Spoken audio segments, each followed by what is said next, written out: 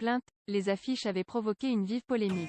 Les avocats d'Emmanuel Macron ont porté plainte contre Michel-Ange Flory après que ce dernier a représenté le président de la République en Adolf Hitler sur des panneaux à la Seyne-sur-Mer et à l'entrée de Toulon dans le Var, selon BFM TV et France Bleu Var. L'auteur de ces affiches, Michel-Ange Flory, entendait ainsi dénoncer la mise en place du pass sanitaire. Contacté, l'Élysée n'avait pas encore répondu à nos sollicitations ce mercredi à 18 h.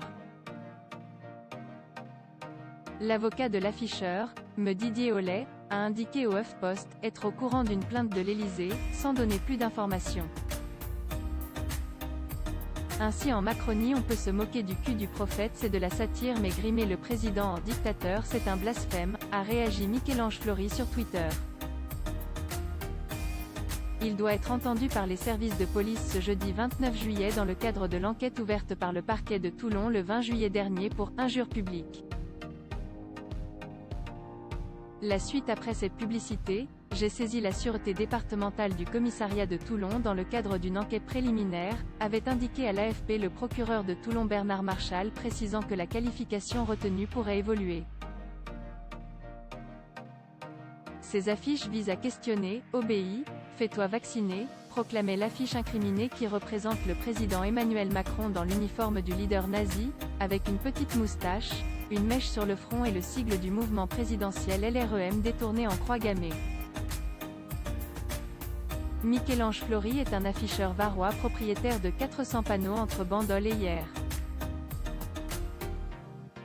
Il est habitué des campagnes polémiques sur les 2 panneaux qu'il s'est réservés pour commenter à sa façon l'actualité. Il s'était engagé aux côtés des Gilets jaunes. La suite après cette publicité, vous voyez Hitler, mais on peut y voir Staline, ou moi j'y vois Charlie Chaplin dans Le Dictateur, a-t-il déclaré à l'AFP. Ces affiches visent à questionner cette démocratie.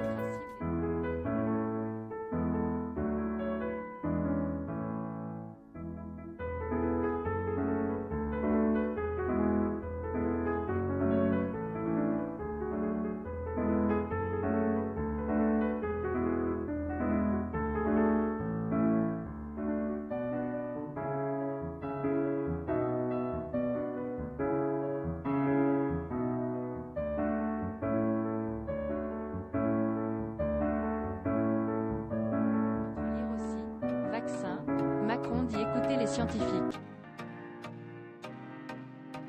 Mais ne l'a pas toujours fait sur le Covid, ce que dit l'enquête sur la mort d'un jeune homme après une injection de Pfizer.